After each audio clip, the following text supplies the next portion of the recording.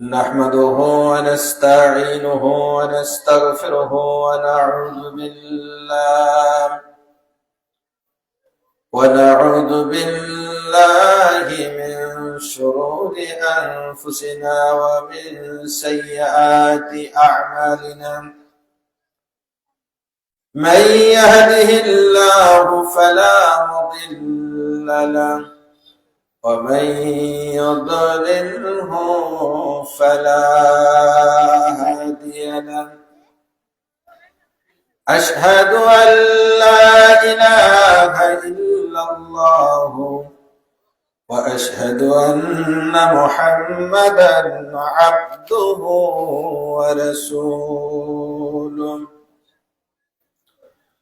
أما بعد فأعوذ بالله من الشيطان الرجيم.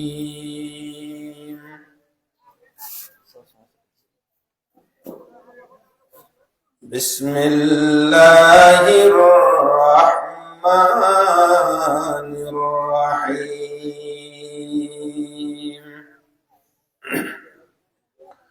وآمنوا بما أنزلت مصدقا لما معكم ولا تكونوا أول كافر به ولا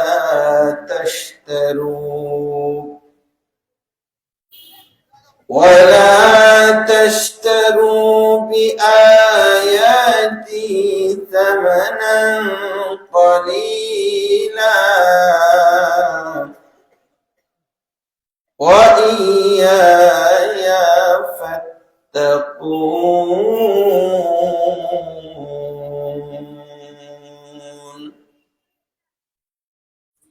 وقال تعالى في شان حبيبه صلى الله عليه وسلم: إن الله وملائكته يصلون على النبي يا أيها الذين آمنوا صلوا عليه وسلموا تسليما. درود شريف পড়ি সবাই। اللهم صل على محمد وعلى آل محمد كما صليت على إبراهيم وعلى آل إبراهيم إنك حميد مجيد.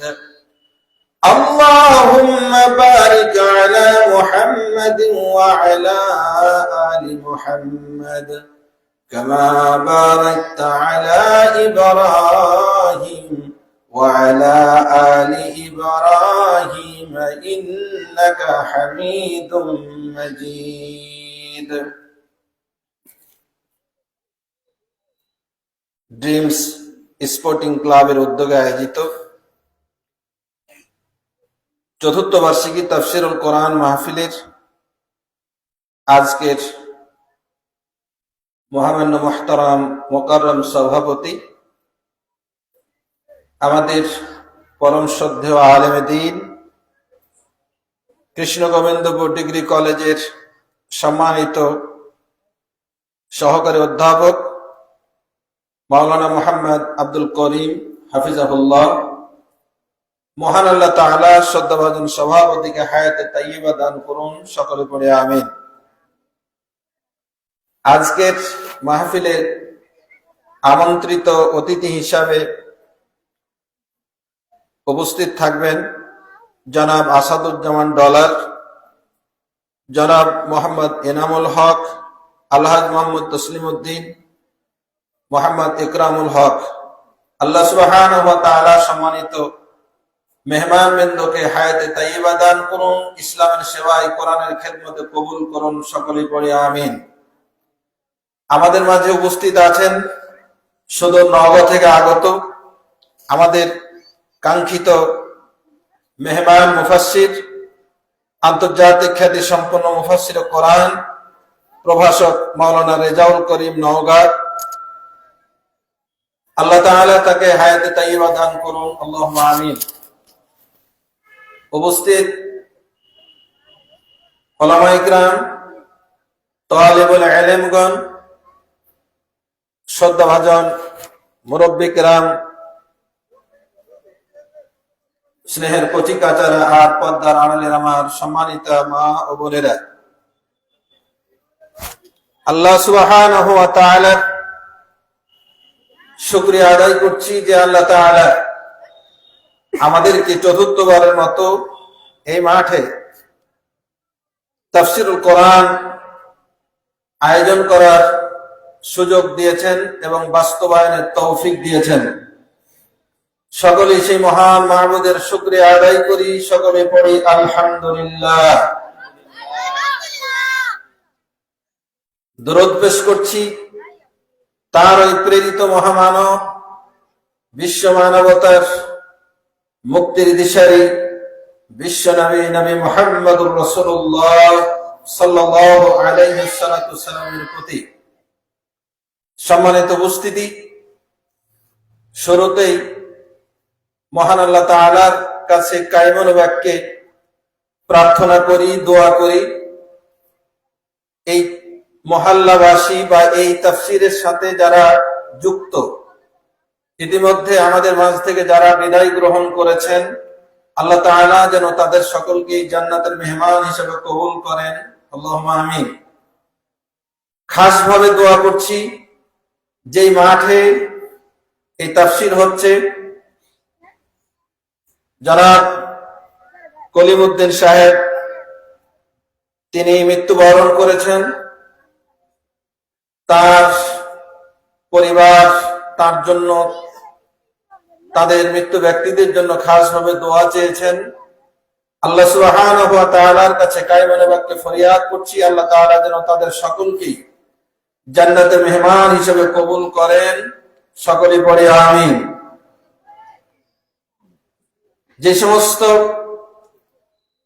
যুবক ছেলেরা এই মাহফিলটাকে আঞ্জাম দিচ্ছেন, তাদের জন্য অন্তরের অন্তঃস্থল থেকে দোয়া করছি, আল্লাহ তাআলা যেন এই কোরআনের আলোকবর্তিকা তাদের হৃদয়ে গেঁথে দেন। তাদের সকলকেই যেন আল্লাহ তাআলা পাঁচ ওয়াক্ত নামাজি, দ্বীনের অতন্ত্র প্রহরী হিসাবে আল্লাহ তাআলা যেন কবুল করেন, সবাই বলি আমিন। আমি আপনাদের পরিচিত মুখ, প্রতি জুমায় আমার খুতবা আপনারা শোনেন, এখানকার প্রতি জালসায় আপনারা আমার আলোচনা শুনেছেন। আমি মূলত প্রধান বক্তার জন্য একটা পরিবেশ গড়ে দেব শুধুমাত্র, কাজেই ভূমিকা না বলে সরাসরি কোরআন থেকে কিছু কথা বলবো ইনশাআল্লাহ। সকাল থেকে চিন্তা করছিলাম যে এখানে কি কথা বলবো। প্রতি জুমায় তো ওয়াজ করে করে আমার পুঁজিও শেষ, আপনাদের শুনেও তো একটা ক্লান্তি চলে আসবে, পুরাতন ওয়াজ তো আর করা যাবে না। নতুন কি করব ভাবছিলাম, কিন্তু সময় পাচ্ছিলাম না। সকালবেলা বাসায় একটু পারিবারিক কাজ করছিলাম, মোবাইলটা অন করলাম যে কিছু তেলাওয়াত শোনা হোক আর কাজ হোক। আমার পছন্দের একজন কারি, যার তেলাওয়াত আমি খুব আগ্রহের সাথে, ভালোবাসার সাথে শুনি, তার তেলাওয়াত শুনতে শুনতে মোহিত হয়ে গেলাম। এরপরে দেখলাম যে ওনারই একটা বয়ান, একটা তাফসীর উনি আলোচনা করছেন। আলোচনা করতে করতে এমন একটা অবস্থা তৈরি হলো, আলোচনায় এমন ভাবে আমার হৃদয়টা টান দিয়েছে। আলোচনার ফাঁকে কখন আমি বটি দিয়ে একটু কাজ করছিলাম, কখন একটু হাত কেটে দিয়েছে আমি বুঝতে পারিনি। তো তখনই মনে করলাম যে এই আলোচনাটা আজকে করবো আমি ইনশাআল্লাহ।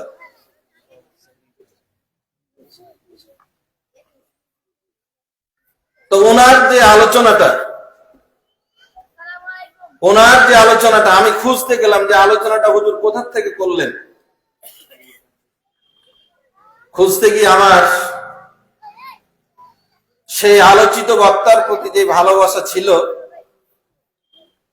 কিছুটা হলেও ম্লান হয়ে গেল। আমাদের এই ছেলেরা সেই বক্তাকে কন্টাক্ট করার জন্য, এই মাহফিলে নেওয়ার জন্য যোগাযোগ করেছিল, আমার সাথে পরামর্শ করলো, হুজুর উনাকে নিলে কেমন হয়? ভালো হবে না, আমি তার খুব ভক্ত। তো ওনার সাথে যোগাযোগ করার পরে উনি এবছর ডেট দিতে পারেননি, আগামী বছরের শেষের দিকে সম্ভব হলে উনি ডেট দিতে পারবেন। এতটা জনপ্রিয়, এতটা ব্যস্ত একজন আলেম, তার পিছনে বিশাল একটা বাজেট ব্যয় করতে হবে। আমি যে জন্য বলছি, আমরা বাংলাদেশিরা আমাদের আবেগ বেশি, আমরা ভালো মন্দ বাছাই করতে জানি না। বাংলাদেশের অধিকাংশ আলেম যারা বক্তা হিসেবে পরিচিত, দেখা যাচ্ছে যে কোরআন হাদিসের কথা যাচাই বাছাই ছাড়া জনগণকে আকৃষ্ট করার জন্য, উদ্বুদ্ধ করার জন্য, ভালোবাসা পাওয়ার জন্য রং চং মাখায় এমন ভাবে বলে কোরআন হাদিসের সাথে মিল খুঁজে পাওয়া যায় না। এই তাফসিরের মাঠ, এই জালসার মঞ্চটা, এটা এই গদির মঞ্চ মনে হবে যারা নিচে বসে আছেন হুজুর খুব আরামে বসে আছে। চেয়ারটা আরামের নয়, এই চেয়ারটা অনেক দায়িত্বের। এই চেয়ারটা যেমন সম্মানের, এই চেয়ারটা তেমন ততোধিক কঠিন। রাসূল মুহাম্মদ সাল্লাল্লাহু আলাইহি ওয়াসাল্লাম বলেছেন, মান কাযিবা আলাইয়া মুতাআম্মিদান ফালইয়াতাবাওয়া মাকআদাহু মিনান নার। কেউ যদি আমার নামে একটা মিথ্যা কথা বলে, আমি রাসূল মুহাম্মদ সাল্লাল্লাহু আলাইহি ওয়াসাল্লাম বলিনি, তারপরও যদি বলে হাদিসে আছে, আমি রাসূল সাল্লাল্লাহু আলাইহি ওয়াসাল্লাম করিনি, তারপরও যদি বলে রাসূল সাল্লাল্লাহু আলাইহি ওয়াসাল্লাম করেছেন, আমি রাসূল সাল্লাল্লাহু আলাইহি ওয়াসাল্লাম সম্মতি দেইনি, তারপরে যদি বক্তা বলে রাসূল সাল্লাল্লাহু আলাইহি ওয়াসাল্লাম সম্মতি দিয়েছেন, তাহলে তার স্থানকে জাহান্নামে বানিয়ে নিল, নাউজুবিল্লাহ। তাহলে চমকপ্রদ কিছু কথা বলে মানুষকে কান্দায়া হাসায়া, আমি হয়তো মোটা অঙ্কের কিছু বেতন নিয়ে, বকশিশ নিয়ে, ভালো মন্দ খেয়ে ভড়িটা টান টান করে বিশাল দামি গাড়িতে চড়ে চলে গেলাম, কিন্তু আল্লাহর কসম, বক্তারা যদি সজাগ না হয়, কোরআন হাদিসের এই আয়াতটা এবং হাদিসটা যদি মনে না রাখে, তাহলে দেখা যাবে তার জায়গাকে সে কোথায় করলো? জাহান্নামে করে দিল। আমি নাম বললাম না আলোচকের। ওই আলোচনাটা যেটা আমি শুনতে শুনতে আমার হাত কেটে ফেলেছি, আজকে খুঁজতে খুঁজতে হাদিসটা পেলাম। পুরো হাদিসটা পড়তে গিয়ে সেই যে চমকপ্রদ ভাবে বলছে, তার ধারে পাশেও নাই, অনেক অসত্য বানানো চমকপ্রদ ভাবে উপস্থাপন করছে, যেটা হাদিসের সাথে সম্পর্কযুক্ত নয়। আল্লাহ সুবহানাহু ওয়া তাআলা আমাদের আলেম সমাজকে মানুষের ভালোবাসা প্রাপ্তির জন্য রাসূল মুহাম্মদ সাল্লাল্লাহু আলাইহি ওয়াসাল্লামের হাদিসকে বিকৃত করে কোরআনুল কারীমের তাফসীরের নামে অপব্যাখ্যা, নিজস্ব মন গড়া তাফসীর করা থেকে বিরত থাকার তৌফিক দান করুন, আল্লাহুম্মা আমিন। আল্লাহ তাআলা এই জাতিকে কোরআন এবং হাদিসের সঠিক জ্ঞান দান করুন, সবাই বলি আমিন। আরো জোরে বলুন আমিন। সম্মানিত উপস্থিতি, সেই হাদিসটা বিশাল একটা হাদিস। ছেলেরা, আজকে ওই বিশাল হাদিসটা আপনাদেরকে আমি অনুবাদ করে শোনাবো মাত্র, ব্যাখ্যা করার সুযোগ নেই। ছোট্ট বাবুরা, তোমরা একবার তাকবীর লাগাও জোরে, লিল্লাহি তাকবীর, আরো জোরে লিল্লাহি তাকবীর। আল কোরআনের আলো, আল হাদিসের আলো, কোরআন হাদিস যেখানে, লিল্লাহি তাকবীর। সম্মানিত উপস্থিতি, জালসাতে যেভাবে কথা বলি সাধারণত আজকে বলবো না। আমি আজকে শুধুমাত্র একটা হাদিস পড়বো। হাদিসটা মুসনাদে আহমদের 23,788 নম্বর হাদিস। এই হাদিস অনুবাদ করার আগে কুরআনুল কারীমের সূরা বাকারার 41 নম্বর আয়াতে কারিমাটি আমি তেলাওয়াত করেছি। এই আয়াতে কারিমার অনুবাদ করে আমি আমার আলোচনায় চলে যাব ইনশাআল্লাহ। আমার আলোচনার বিষয়বস্তু হচ্ছে সত্যের সন্ধানে। এই তোমরা দুষ্টামি গুলো করতে লাগলে। আমার বক্তৃতার বিষয় কি বললাম? সত্যের সন্ধানে। আসুন আমার সাথে একটু তেলাওয়াত করুন। আউযু বিল্লাহি মিনাশ শাইতানির রাজীম। বিসমিল্লাহির রাহমানির রাহিম। ওয়া আমিনু বিমা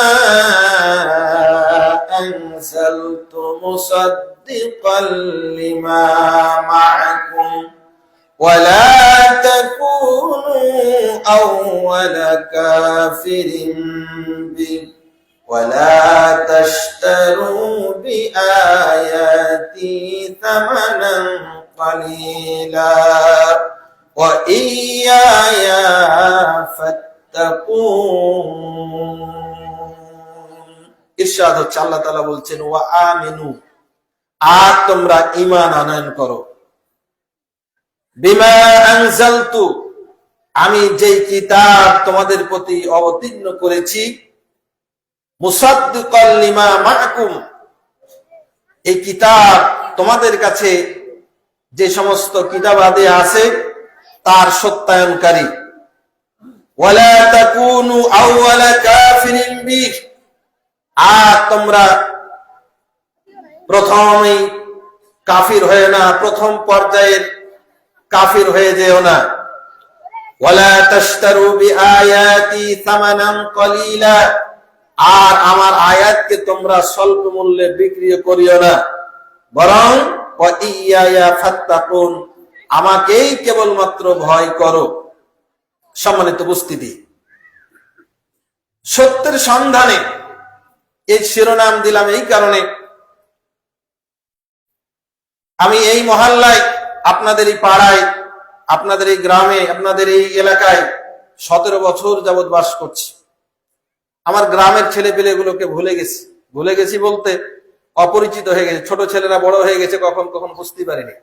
কিন্তু এই মহল্লার ছেলেগুলো, এই মহল্লার মানুষগুলো আপনজন হয়ে গেছে, পরিচিত হয়ে গেছে। তারা আমাকে ভালোবাসে, আমি তাদেরকে ভালোবাসি।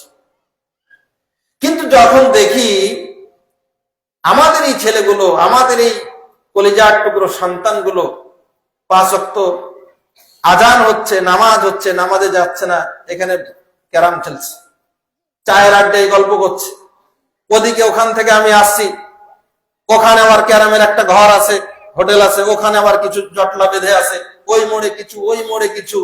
এমন অবস্থা আছে না নাই? আরো জোরে বলুন, আছে না নাই? শুধু কি ক্যারাম চলছে? ক্যারামের টানও চলছে, টান দিচ্ছে, আবার এদিকে টান দিচ্ছে। এই ছেলেগুলো, এই যুবকরা দেখা হলে সালাম দেয়, ভদ্রচিত কথা বলে, আমিও তাদের ভালোবাসি, তারা আমাকে ভালোবাসে। কিন্তু এই ছেলেগুলো যখন নামাজে যায় না, এ ধরনের নেশায় আসক্ত, এ ধরনের খারাপ কাজে আসক্ত, তখন অন্তরে দারুণ ভাবে কষ্ট পায় যে আমাদের এই ছেলেগুলো এইভাবে নষ্ট হয়ে যাচ্ছে, আমরা কিছুই করতে পারছি না। ও সোনামণিরা, ও যুবক ছেলেরা,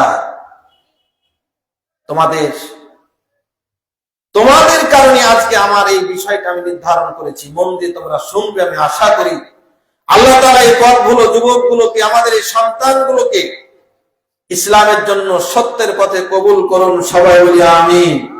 আরো জোরে বলুন আমিন। আমরা আমাদের পাশে ইবাদতের এত সুবর্ণ সুযোগ থাকার পরেও আমরা হেলায় হারাচ্ছি। অথচ সাহাবায়ে কেরামগণ কিভাবে কতটা কষ্ট করে সত্যকে খুঁজে বের করেছেন, আমরা সেই ইতিহাস, সেই ঘটনায় আজকে শুনবো ইনশাআল্লাহ। আল্লাহ তাআলা বললেন, ওয়া আমিনু বিমা আনজালতু, আমি যা কিছু নাজিল করেছি তার প্রতি তোমরা ঈমান আনো। এই কথাটুকু দিয়ে আমি আলোচনায় গিয়ে নিব ইনশাআল্লাহ। তো আল্লাহ যা নাজিল করেছেন, আল্লাহ কি নাজিল করেছেন? কোরআন। কি নাজিল করেছেন? কোরআন। এই একটা কোরআন নিয়ে আসেন তো, এখানে একটা কিতাব রাখেন এখানে। তো আল্লাহ তাআলা কোরআন নাজিল করেছেন। এই কোরআনের প্রতি ঈমান এনে এই কোরআনকে জীবনে বাস্তবায়ন করার জন্য আমাদের চেষ্টা করতে হবে। এই কোরআন শুধু মানুষ মারা গেলে বাড়ি কোরআন পড়ে নিয়ে দাওয়াত খাওয়ার জন্য আসে নাই। এই কোরআন শুধু তাবিজ কওয়াদের জন্য আসে নাই। এই কোরআন শুধু মিলাদ পড়ার জন্য আসে নাই। এই কোরআন শুধু নামাজ পড়ার জন্য আসে নাই। এই কোরআন শুধু বুকে ফুঁক দেওয়ার জন্য আসে নাই। এই কোরআন এসেছে লিতুখরিজান নাস ইলা যুলুমাতি ইলান নূর, মানুষকে অন্ধকার থেকে আলোর পথে নিয়ে যাওয়ার জন্য। এই কোরআন এসেছে লিতাহকুমা বাইনান নাস, মানুষের মধ্যে বিচার ফায়সালা করার জন্য। কোরআন দিয়ে যেমন সালাত চলবে, কোরআন দিয়ে যেমন আমরা সওয়াব হাসিল করব, কোরআন যেমন আমরা মাইয়াতের জন্য পড়ব, কোরআন যেমন আমরা পড়ে বুকে আমরা আমল করব, এই কোরআন দিয়ে আমরা আমাদের সমাজ চালাবো ইনশাআল্লাহ। ও মুসলমানরা, কারা কারা চাই আমাদের ব্যক্তি জীবন থেকে নিয়ে রাষ্ট্রীয় জীবন পর্যন্ত জীবনের সকল ক্ষেত্রে কোরআনুল কারীমের বাস্তবায়ন করতে? কারা কারা চাই? দুই হাত তুলে দেখাই আল্লাহর বান্দারা। লিল্লাহি তাকবীর, লিল্লাহি তাকবীর। আল কোরআনের আলো সব জায়গায় যাবে। লিল্লাহি তাকবীর। ও মুসলমান, শরীরের শেষ রক্ত পর্যন্ত দিয়ে হলেও কোরআনের পথে আমাদের থাকা দরকার, আছে না নাই? আর জোরে বলুন, আছে না নাই? ও মুসলমান, নামাজ নাই, কালাম নাই, আর বেড়ি খাই 5 ওয়াক্ত, গাঞ্জা টানে 6 ওয়াক্ত, আর বাবা খাই সারা ওয়াক্ত, আর মাতাল হয়ে থাকে কেরামের গুটি ঢুকতে ঠক ঠক, আর বলি আমি আমার ঈমান আছে ঠিকঠাক। এমন মুসলমান আছে না নাই? ও মুসলমান, আছে না নাই? আমার ভাইয়েরা, বন্ধুরা, দেখুন সাহাবায়ে কেরাম কিভাবে সত্যকে খুঁজে বের করেছেন, কত কষ্ট করেছেন ইসলাম গ্রহণ করার জন্য। আমি একটা হাদিস যেটা পড়বো বলেছিলাম, আব্দুল্লাহ ইবনে আব্বাস রাদিয়াল্লাহু তাআলা আনহু হাদিস বর্ণনা করে বলছেন, আব্দুল্লাহ ইবনে আব্বাস রাদিয়াল্লাহু তাআলা আনহুমা, প্রথমে বলেছিলাম আনহু, পরে আবার এটাকে সংশোধন করে বললাম কি আনহুমা। কারণ হলো আব্দুল্লাহ, তার বাবার নাম হলো আব্বাস। আব্দুল্লাহ রাদিয়াল্লাহু তাআলা আনহু তিনিও সাহাবী, তার বাবা হলো আব্বাস রাদিয়াল্লাহু তাআলা আনহু, তিনিও সাহাবী। যেহেতু বাব্বাটা দুজনই সাহাবী, এজন্য বলতে হবে আল্লাহ উভয়ের প্রতি রাজি হয়েছেন রাদিয়াল্লাহু আনহুমা। কিন্তু উমর ইবনুল খাত্তাব, ওখানে আমরা বলি কি রাদিয়াল্লাহু তাআলা আনহু, কারণ উমর সাহাবী, উমরের বাপ সাহাবী নয়, এজন্য ওখানে বলতে হয় রাদিয়াল্লাহু তাআলা আনহু। এই ছেলেরা বসো বাবা, বসো, মন দিয়ে শোনো। এই বাড়ি যে কিন্তু তোমরা গল্প শোনাবা, হুজুরের কাছে এই ওয়াজ শুনে আসলাম, পারবে না? তো পারতে হলে গল্প করলে আমি কি বলছি, কি ঘটনা বলবো, বাড়িতে কি বলতে পারবা? হ্যাঁ, আচ্ছা থাক, কথা বলিও না। আব্দুল্লাহ ইবনে আব্বাস রাদিয়াল্লাহু তাআলা আনহুমা হাদিস বর্ণনা করে বলেন, হাদাসানি সালমান আন নাফসি, সালমান ফারিসি রাদিয়াল্লাহু তাআলা আনহু তিনি তার নিজের সম্পর্কে আমাকে হাদিস শোনায়েছেন। সালমান ফারিসি রাদিয়াল্লাহু তাআলা আনহু তিনি তার নিজের জীবনী আব্দুল্লাহ ইবনে আব্বাসকে বর্ণনা করেছেন, শোনায়েছেন। সালমান ফারিসি রাদিয়াল্লাহু তাআলা আনহু তিনি পারস্যের লোক, তার জন্ম পারস্যে, পারস্য মানে হলো বর্তমান ইরানে। তিনি বর্তমান ইরানে জন্মগ্রহণ করেছিলেন। তিনি গল্প করছেন কিভাবে তিনি সত্যের দিশা পেলেন।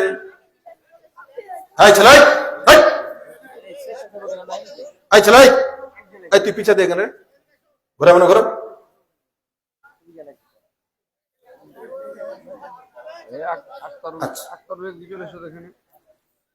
আর একটা কথা বলে জোরে তাকবীর লাগাও, একবারে মুসলমান হয়ে বসে থাকো। লিল্লাহি তাকবীর, লিল্লাহি তাকবীর।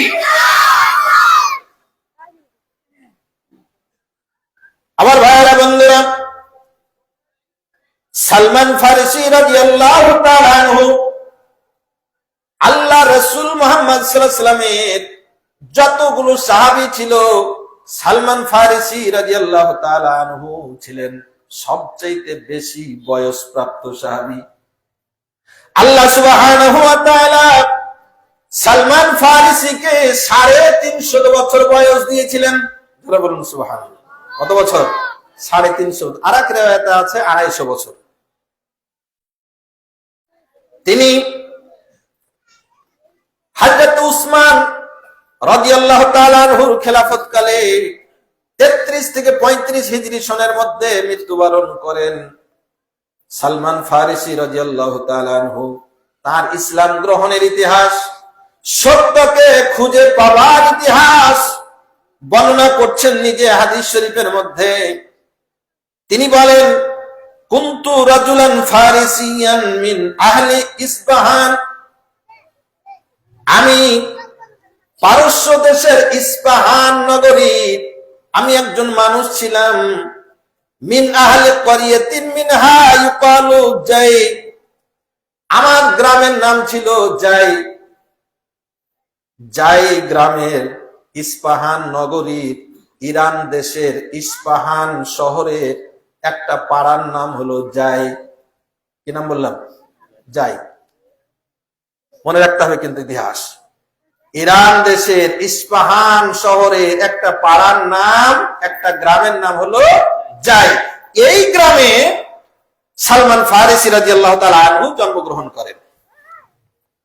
ওয়া কানা আবি দাহকান রাইসু ক্বরিয়াতি, সালমান ফারসির বাবার নাম হলো দাহকান। এই দাহকান ছিল তার গ্রামে, তার মহল্লার সর্দার, লিডার। অকুন্তু আহাব্বু খালকুল্লাহি ইলাইহি, আমি তার এমন সন্তান ছিলাম, আমাকে আমার বাবা দুনিয়ার সকল সৃষ্টির মধ্যে সবচেয়ে ভালোবাসতো। আমার আব্বা আমাকে এত বেশি ভালোবাসতেন, আমার মতো ভালোবাসা আর কোন মানুষকে তিনি দিতেন না। বাবা আমাকে এমনটা ভালোবাসতেন। ফালাম ইয়াজাল বিহি হুব্বাহু ইয়া হাত্তা হাবাসানি ফি বাইতিহি কামা তাহবিসুল জারিয়া, আমাকে এত ভালোবাসতেন। আমার মুসল্লি ভাই বোনেরা, আমি সাধারণত কিসসা বলি না, কিন্তু বিশেষ প্রয়োজনে আজকে কিসসাটা বলছি, মন দিয়ে শুনবেন। হাদিস শরীফ থেকে ঘটনা, একটি শব্দ বানিয়ে বলবো না, শুধু তর্জমা করব, মন দিয়ে শুনুন। সালমান ফারসি রাদিয়াল্লাহু তাআলা আনহু বলেন, আমার বাবা আমাকে এত ভালোবাসেন, এই ভালোবাসার কারণে তিনি চান না যেন আমি বাইরে কোথাও বের হই, আমি যেন সব সময় বাড়ির মধ্যেই থাকি আর পূজা অর্চনা করি। সালমান ফারসির বাবা ছিল অগ্নি পূজক, আগুনের পূজা করত। জোরে বলুন নাউজুবিল্লাহ। কিসের পূজা করত? আগুনের পূজা। এজন্য তিনি চেয়েছিলেন তার সন্তান একেবারে খাঁটি অগ্নি পূজক হোক, দুনিয়ার কারোর সাথে যেন সম্পর্ক না থাকে, একমাত্র আগুনের সাথে যেন তার সম্পর্ক থাকে। জোরে বলুন নাউজুবিল্লাহ। আল্লাহ নবী মুহাম্মদ সাল্লাল্লাহু আলাইহি ওয়াসাল্লাম বলেন, কুল্লু মাউলুদিন ইউলাদু আলাল ফিতরা, প্রত্যেকটা মানব সন্তান, সেটা মুসলমানের ঘরে হোক, হিন্দুর ঘরে হোক, বৌদ্ধর ঘরে হোক, খ্রিস্টানের ঘরে হোক, কোন সন্তান যখন জন্মগ্রহণ করে তখন ইসলামী মূল্যবোধের উপর জন্মগ্রহণ করে, মুসলমান হয়ে জন্মগ্রহণ করে। ফাআবাওয়াহু ইউহাব্বিদানিহি আও ইউনাসসিরানিহি আও ইউমাদ্দিসানিহি, তার বাপ তাকে অগ্নি পূজক বানায়, তার বাপ তাকে ইহুদি বানায়, তার বাপ তাকে খ্রিস্টান বানায়, তার বাপ তাকে বেনামাজি বানায়, তার বাপ তাকে মদঘর বানায়, তার বাপ তাকে খারাপ বানায়, বাপ মাই তাকে খারাপ বানায়। কিন্তু যখন জন্মগ্রহণ করে তখন বাচ্চাটা কি থাকে? মুসলমান থাকে। এই হাদিস অনুসারে বোঝা যায় সালমান ফারিসি রাদিয়াল্লাহু তাআলা আনহু তিনি যখন ছোট্ট ছিলেন তার বাপ চাইতো তার বেটাও তার মতো ভালো অগ্নি পূজক হোক, এজন্য সব সময় তাকে বাড়ির মধ্যে রাখতেন। বাড়ির মধ্যে রাখার পরে এমন ভাবে বাড়িতে রাখতো যেন দাস দাসীকে যেভাবে বাড়ির মধ্যে পাহারা দিয়ে রাখা হয় ঠিক সেভাবে আমাকে পাহারা দিয়ে রাখতো। ওয়াস্তাহাদ্দু ফিল মাজুসিয়া হাত্তা কানাত কাতিনান নার আল্লাযী ইউকাদুহা। আব্বার কথা শুনে আমি অগ্নি পূজায় এত মনোনিবেশ করলাম, আমি অগ্নি পূজায় এমন পারদর্শী হলাম, আমি একেবারে আগুনের একেবারে খাদেম হয়ে গেলাম। কি হয়ে গেলাম? আমি আগুনের খাদেম হয়ে গেলাম। লা ইয়াতরুকুহা তাখবু সাআতান, আমি এত ভক্ত হয়ে গেলাম আগুনের পূজায় নিজেকে এত নিয়োজিত করলাম, একটা সেকেন্ডের জন্য একটা ঘন্টার জন্য আমি আগুন কোনোদিন নিভাই নাই। সব সময় আমি আগুন জেলে জেলে আগুনের পূজা অর্চনায় ব্যস্ত থাকতাম। قال সাহাবী বলেন وكانت لأبي ضيعة عظيمة, আমার আব্বার একটা বড় বাগান ছিল। قال فسغل في بنيان له يوما فقال لي يا بني إني قد سغلت في بنيان هذا اليوم عن ضيعتي। একদিন সালমান ফারিসির আব্বা ডাক দিয়ে বলল, এ বেটা, আমাদের যে ওই বড় বাগানটা আছে ওই বাগানে আমি একটা বিল্ডিং বানাতে চাই, আমি ওই বাগানে একটা বড় বাগান বাড়ি করতে চাই। তো এই বাগান বাড়িতে আমি চাই তুমি পূজাটা কিছুক্ষণের জন্য ছেড়ে দিয়ে তুমি কিছু সময়ের জন্য ওই বাগানে ওই গিয়ে তুমি এই কাজের তদারকি করো। ফাযহাব ফাতলাহা ওয়া আমারনি ফিহা বিবাদি মা ইউরিদ, তিনি যেভাবে চান একটা আমাকে নির্দেশনা দিল যে তুমি এইভাবে কাজগুলো করাবা, শ্রমিকদেরকে দেখে দেখে কাজগুলো করাবা। পিতার আদেশ পেয়ে হযরত সালমান ফারিসি বলেন ফাখরাজতু উরিদু জিয়াতা, আব্বার আদেশ পেয়ে আমি আব্বার বাগানে যাওয়ার জন্য আমি বের হয়ে গেলাম। ফামারাতু বি কানিসাতি মিন কানাইসিন নাসারা, যেই পথ দিয়ে যেতাম ওই পথ দিয়ে যাওয়ার সময় দেখতে পেলাম রাস্তার ধারে একটা খ্রিস্টানের গির্জা আছে, খ্রিস্টানের ইবাদতখানা আছে। ফাসামিতু আসওয়াতাহুম ফিহা ওয়া হুম ইউসাল্লুন, আমি ওই পাশ দিয়ে যাওয়ার সময় দেখলাম ওই গির্জার ভিতর থেকে কিছু আওয়াজ আসছে। আওয়াজ আসলো, সেখানে তারা তাদের ইনজিল পড়ে পড়ে তারা সালাত আদায় করছে। ওয়া কুনতু লা আদরি মা আমরুন নাসি লিহাবাসি আবি ইয়া ফি বাইতিহি, মানুষেরা কি আচরণ করে, সমাজের মানুষ কেমন করে চলে, তাদের আচার ব্যবহার কি। আমার বাবা আমাকে বাড়ির মধ্যে বন্দী করে রেখে রেখে বাইরের জগৎ সম্পর্কে আমার কোনো ধারণা ছিল না, মানুষ কিভাবে ইবাদত করে কি করে আমার জানা নাই। ফালাম্মা মারারতু বিহিম ওয়াল্লাহি খায়রুম মিনাদ দীনিল্লাযী নাহনু আলাইহি, আমি ওই গির্জার মধ্যে ঢুকে পড়লাম, দেখলাম তারা যেইভাবে ইবাদত করছে এই ইবাদতটাকে খুব ভালো মনে হলো। এই ইবাদতটা আমাদের দিনের আমরা যেভাবে অগ্নি পূজা করি এই অগ্নি পূজকদের চাইতে এই তাদের খ্রিস্টীয় সালাতটা, তারা খ্রিস্টানরা যেভাবে নামাজ পড়ছে এটা আমার কাছে ভালো মনে হলো। ফাওয়াল্লাহি মা তারাকতুহুম হাত্তা গরাবাতিশ শামস, সালমান ফারসি বলেন, আমি চিন্তা করলাম সূর্যাস্ত পর্যন্ত, মাগরিব পর্যন্ত আমি থাকবো, মাগরিব পর্যন্ত আমি দেখবো এভাবে তারা কিভাবে ইবাদত বন্দেগী করে। এইভাবে থাকতে থাকতে এইভাবে আমি মাগরিব পর্যন্ত অপেক্ষা করলাম। অপেক্ষা করার পরে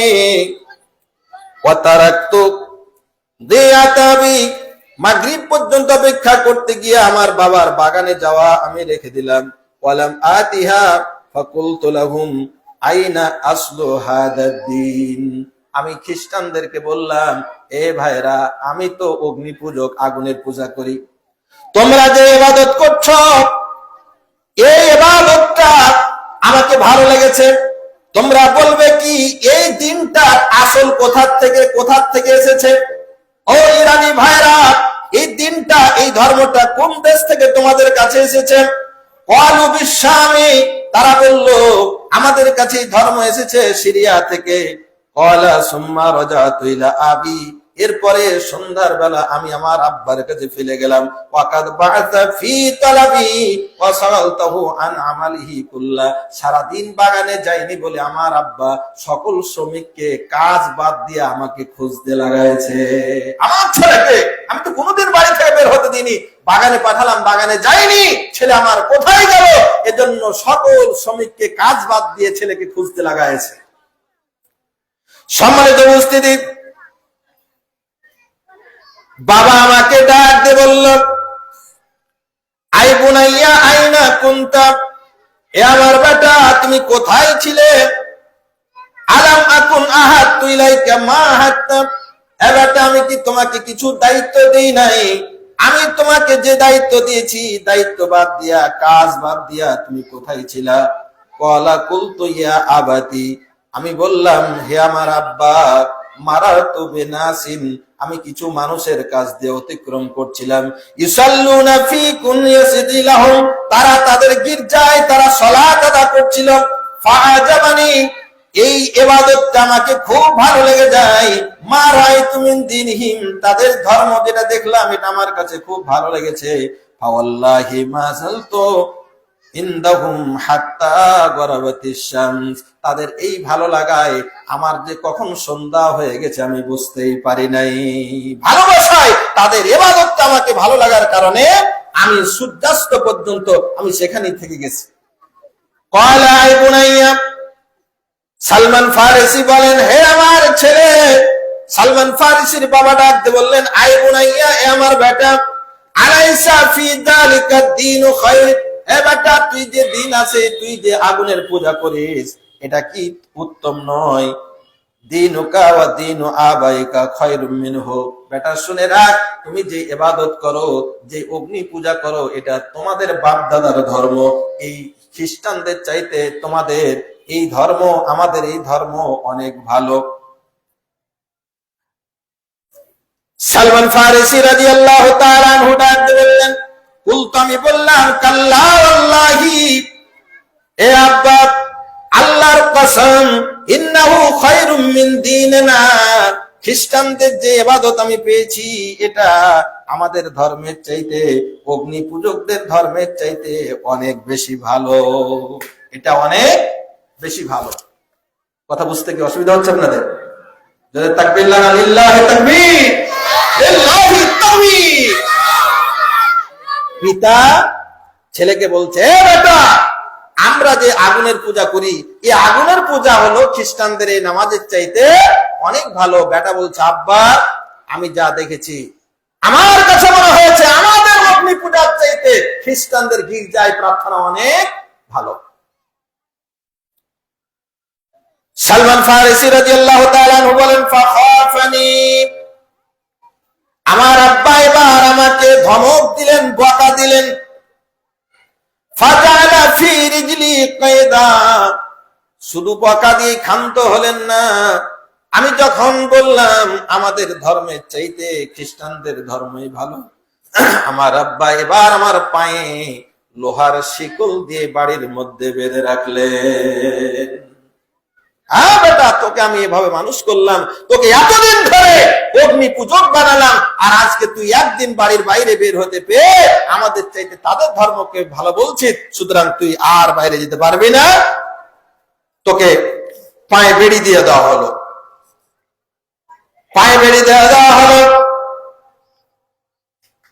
পায়ে বেড়ি দেওয়া হওয়ার পরে সুম্মা হাবাসানি ফি বাইতিহি, বাড়ির মধ্যে আটকে দেওয়া হলো। ক্বালা ওয়া বাসাত ইলা নাসারা ফাকুলতু লাহুম ইযা কাদিমা আলাইকুম রাকিবা মিনাশ শামি তুজ্জারুন মিনান নাসারা ফাকবিরুনি বিহিম। সালমান ফারিসি যখন বন্দী হয়ে গেলেন, তাকে দেখতে আসলেন ওই গির্জার কিছু খ্রিস্টানেরা। সালমান ফারিসি রাদিয়াল্লাহু তাআলা আনহু বললেন, আমি ওই খ্রিস্টানদেরকে খবর দিলাম, বলে দিলাম, ভাই সিরিয়া থেকে হেড হুজুর, প্রধান হুজুর যখন তোমাদের কাছে আসবে, আসার পরে যখন এখানে থাকবে, দয়া করে আমার কথাটা বলো, আমি তাদের সঙ্গে বাড়ি থেকে পালিয়ে যেতে চাই। সিরিয়া থেকে খ্রিস্টানরা যখন চলে আসবে, আসার পরে তাদের কাজ কাম যখন শেষ হয়ে চলে যাওয়ার উপক্রম হবে, তোমরা আমাকে দয়া করে একটু সংবাদ দিও, আমি তাদের সঙ্গে চলে যাব। সিরিয়া থেকে এক পর্যায়ে কিছু লোক আসলো। আসার পরে এই লোকগুলো তাদের কাজ কাম সেরে যখন চলে যাওয়ার উপক্রম হলো, সালমান ফারিসি বলেন, আমাকে তারা খবর দিল, এ যুবক, যখন তুমি ইচ্ছা পোষণ করেছিলা তারা এসেছে, তারা কিন্তু চলে যাবে। সুযোগ বুঝে তুমি বহু কষ্টে পায়ের শিকলটা ভেঙে রাতের অন্ধকারে বাড়ির থেকে বের হয়ে গেলেন। বাড়ির থেকে বের হয়ে গেলেন কি জন্য? যে ধর্ম পালন করছিল এর চাইতে একটা ভালো ধর্ম সন্ধান পেয়েছে বলে। বলুন সুবহানাল্লাহ। সম্মানিত ভাইয়েরা, বাড়ির থেকে যখন বের হয়ে গেলেন, বাড়ির থেকে বের হয়ে যাওয়ার পরে সালমান ফারিসি রাদিয়াল্লাহু তাআলা আনহু তিনি এবার সিরিয়া চলে গেলেন। সিরিয়া যাওয়ার পরে তাদেরকে জিজ্ঞেস করলেন, মান আফদালু আহলি হাদা দ্বীন, এ সিরিয়াবাসী, তোমাদের এখানে সবচাইতে, তোমাদের ধর্ম, তোমাদের সবচাইতে বড় হুজুরকে, কে বেশি ধর্মকর্ম ভালো পারে? ক্বালু আসকাফু মিনাল কানিসা, ওই গির্জার বড় পাদ্রী হলো সবচাইতে বড় ধর্মপরায়ণ। ক্বালা ফাদিতুহু, তাদের কাছে সন্ধান নিয়ে সবচাইতে বড় পাদ্রীর কাছে, তাদের বড় হুজুরের কাছে চলে গেলাম। ফাকুলতু ইন্নী রাগিবতু ফি হাদা দ্বীন, আমি ওই বড় পাদ্রীর কাছে গিয়ে বললাম, হুজুর, আমি আপনাদের ধর্মে নতুন আকৃষ্ট হয়েছি। ওয়া আহবাবতু আন আকুনা মাআকা, আমি আপনার সঙ্গে থাকতে চাই। আখদিমুকা ফি কুনিয়াসিদাকা, ও পাদ্রী হুজুর, আমি আপনার গির্জায় আমি সেবক হয়ে থাকতে চাই। আমার বাড়ি পারস্য, ইরান থেকে আমি পালিয়ে এসেছি, আপনার দরবারে আমি থাকতে চাই। ওয়া তাআল্লামু মিনকা ওয়া উসাল্লি মাআকা, আপনার কাছে আমি দ্বীন শিক্ষা করতে চাই, আর আপনার সঙ্গে আমি সালাত আদা করতে চাই, নামাজ পড়তে চাই। ক্বালা, ওই পাদ্রী বলল, ফাদখিল, এ যুবক, তুমি চলে আসো গির্জার মধ্যে। ফাদাখালতু মাহু, আমি তার সঙ্গে গির্জায় চলে গেলাম। ক্বালা ফাকানা রাজুলুন সু, গির্জার মধ্যে যাওয়ার পরে দেখলাম সিরিয়ার মানুষেরা যাকে সবচেয়ে বড় হুজুর বলে জানে, আমি ভিতরে গিয়ে দেখলাম হুজুর বড় হুজুর নয়, এ একটা আস্ত খেজুর। এ হুজুরের মতো বদমাস আর নাই। ওরা সবাই বড় হুজুর বলে একে সম্বোধন করে, এর ভক্তি প্রণাম করে, কিন্তু আমি গিয়ে দেখলাম রজুলুন সু, এর চাইতে খারাপ মানুষ আর একটাও নাই। কিন্তু তিনি কিছু বললেন না, দেখছেন কি করেন। তার কাজ কি? ইয়ামুরুহুম বিসসাদাকাত ওয়া ইয়ারগাহুম ফিহা, তাদের এই হুজুর মানুষকে গরিব দুঃখীর জন্য, সমাজের কল্যাণের জন্য দান করার জন্য আগ্রহ দেয়, উৎসাহ দেয়, দানের জন্য বলে। আর ফাইজা জামাউ ইলাইহি মিনহা আশিয়া, সাধারণ মানুষেরা যখন দান করে করে ওই গির্জায় যখন দান করে, এই গির্জার দানগুলো জনগণের জন্য বা যে কাজের জন্য চাওয়া হয়েছে ওই কাজের জন্য ব্যয় না করে নিজের জন্য সে চুরি করে রেখে দেয়। নাউজুবিল্লাহ। হাত্তা জামা সাবা কিলালিন মিন যাহাবিন ওয়া ওয়ারাকিন, দেখা গেল 7টা সোনা, 7টা কলসে, বড় বড় কলসে সোনা আর চাঁদি গুলো ভরে ভরে ভর্তি করে রেখেছে। তামাড়ি চেনেন না? আগে যে তামাড়ি ছিল বড় বড় হাঁড়া, হ্যাঁ, ওই যে হোটেলে থাকতো হাঁড়া, বড় বড় হাঁড়া, এইরকম 7টা হাঁড়াতে শুধু সোনা আর চাঁদি ভরে ভর্তি করে নিজের ঘরে রেখেছে পাদ্রী। সম্মানিত উপস্থিতি, এর কিছুদিন পরে এরপরে যখন এইভাবে চলতে চলতে হঠাৎ একদিন এই বড় পাদ্রী মৃত্যুবরণ করে। মানুষেরা আসলো তাকে দাফন করার জন্য।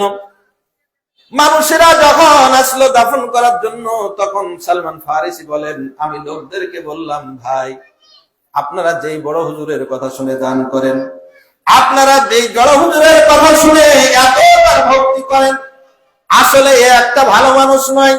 আপনারা যে দান করেন, এই দান দিয়ে মানুষের কোনো কল্যাণে কাজ করে নাই।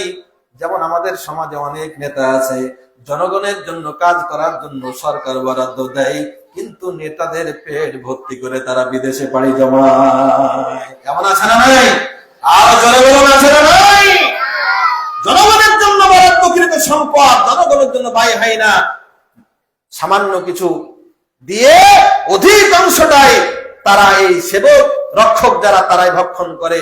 এই দৃশ্য আমাদের সমাজে আছে। সেই সমাজে সালমান ফারিসি বলেন, ওই গির্জার সবচেয়ে বড় যেটা লিডার পাদ্রী, সে একবারে তামাড়ি 7 হাঁড়িতে সোনা আর রূপা ভর্তি করে রেখেছে। এই মানুষের জন্য ব্যয় করে নাই।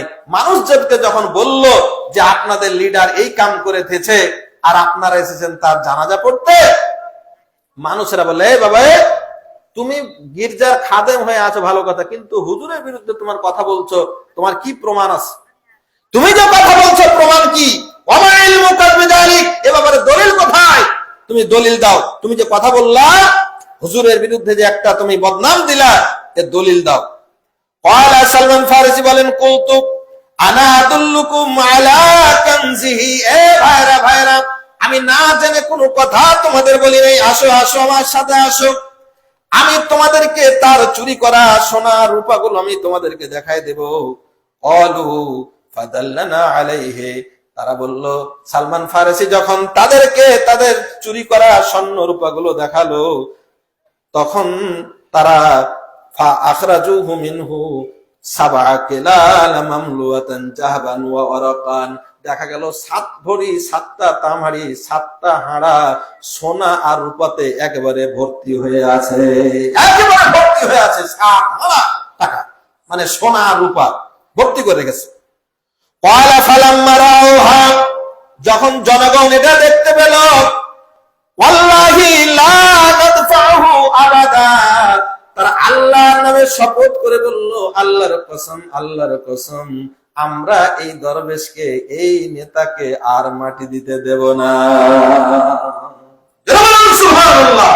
এখান থেকে আমাদের জন্য শিক্ষা আছে, জনগণের সম্পদ যারা চুরি করবে, এদের প্রমাণ যদি হাতে চলে আসে, এদেরকে মুসলমানদের কবরস্থানে দাফন করা জায়েজ নাই। ও মুসলমানরা, ও নেতারা, যদি তোমরা সাবধান না হয়ে যাও, বাংলাদেশের জমিনে জনগণ তোমাদেরকে পিটায়া মারবে, তোমাদের মুসলমানদের কবরস্থানে দাফন হবে না। জোরে বলুন তো ঠিক কিনা? ও মুসলমানরা, এখান থেকে শিক্ষা আছে। দেখো সালমান ফারিসি কি কাজটা করলেন। যখন জনগণকে জানাই দিলেন তাদের নেতা এমন, জনগণ যখন দেখলো নেতা সত্যি চুরি করেছে, জনগণ এবার রেগে ফায়ার হয়ে গেল, বলল, আল্লাহি, আল্লাহর কসম, লা নাদফাহু আবাদা, এই আমাদের নেতাকে আমরা কখনোই দাফন করতে দেব না। ফাসালাবুহু সুম্মা রাজামুহু বিল হিজারা, মরা লাশকে এবার গাছের সাথে ঝুলাইয়া তাকে ফাঁসি দিল, মরার উপরে আবার মৃত্যুদণ্ড দিল। এবার তারা পাথর মেরে মেরে লাশটাকে নিঃশেষ করে দিল। জোরে জোরে বলুন না সুবহানাল্লাহ। ও মুসলমানেরা, বাংলাদেশের যারা জনগণের অর্থ এইভাবে আত্মসাৎ করে, বাংলাদেশের জমিনে যদি এই কাজটা করা যেত, তাদেরকে ফাঁসির কাস্টে ঝুলাইয়া পাথর মেরে প্রকাশ্যে যদি ফায়ার করা হতো, তাহলে মনে হয় চুরি ডাকাতি কমতো। জোরে বলুন। আমরা কি চাই আমাদের দেশে জনগণের জন্য যে বরাদ্দকৃত সম্পদ জনগণই ভোগ করুক? এটা কি আমরা চাই? জোরে বলুন চাই। কারা কারা চায় একটু দুই হাত তুলে দেখান তো আল্লাহর বান্দারা। লিল্লাহি তাকবীর, লিল্লাহি তাকবীর। যদি চাইতে হয় তাহলে আমাদেরকে আল্লাহর কোরআন দিয়ে, আল্লাহ রাসূলের সুন্নাহ দিয়ে বিচার ব্যবস্থা কায়েম করতে হবে। এই সুন্নাহ ভিত্তিক বিচার ব্যবস্থা যদি কায়েম হয়ে যায়, জনগণের সম্পদ চুরি করে পরিমোটা করার, বিদেশের বেগম পাড়ায় বাড়ি বানানোর ক্ষমতা তারা আর কেউ দেখার স্বপ্ন দেখবে না। জোরে বলুন কথা ঠিক কিনা? জোরে বলুন কথা ঠিক কিনা? লিল্লাহি তাকবীর। আমার ভাইরা বন্ধুরা, এবার এই বড় হুজুরকে তারা কি করলো? ফাঁসি দিয়ে পাথর মেরে নিঃশেষ করে দিল। সুম্মা জাউ বিরাজুলিন আখার ফাজালুহু বিমাকানিহি, এরপরে আবার একজন বড় নেতা তারা নিযুক্ত করলো, আর একজন তার স্থলে নেতা নিযুক্ত করলো।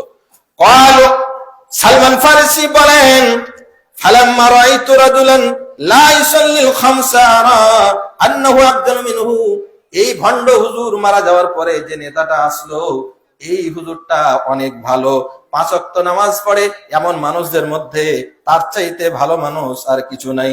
আযহাদু ফিদ দুনিয়া ওয়ালা আরগাবু ফিল আখিরাহ, এই লোকটা সব সময় দুনিয়া বিমুখ, সব সময় আখিরাতের প্রত্যাশী। ওয়ালা জাবালাইলান ওয়ালা নাহারান মিনহু, সব সময় দিন রাত্রি আল্লাহকে সন্তুষ্টির জন্য কাজ করেন। ফাহবাবতুহু হুব্বান লাম উহিব্বুহু মিন ক্বাবলিহি, আমি এই হুজুরকে আমি বড় ভালোবাসতে লাগলাম, এর পূর্বে আমি কাউকে এত ভালোবাসি নাই। ওয়াকামতু মাহু জামানান, আমি কয়েক বছর সেখানে বাস করলাম। সুম্মা হাজারাতুহুল ওয়াফাতু, এরপরে যখন এই হুজুরের বয়স হয়ে গেল, তার মৃত্যু যন্ত্রণা শুরু হয়ে গেল, মৃত্যু শয্যায় যখন শায়িত হয়ে গেল, আমি তাকে বললাম, ইয়া ফুলান, মনে হতে পারে সালমান ফারিসি কত বয়স, আমি আগেই বলেছি 350 বছর, বিশাল একটা সময় পার হয়ে গেছে। এই হুজুরের কাছে এলেম কালাম শিখে সেখানে ইবাদত বান্দিগি করে।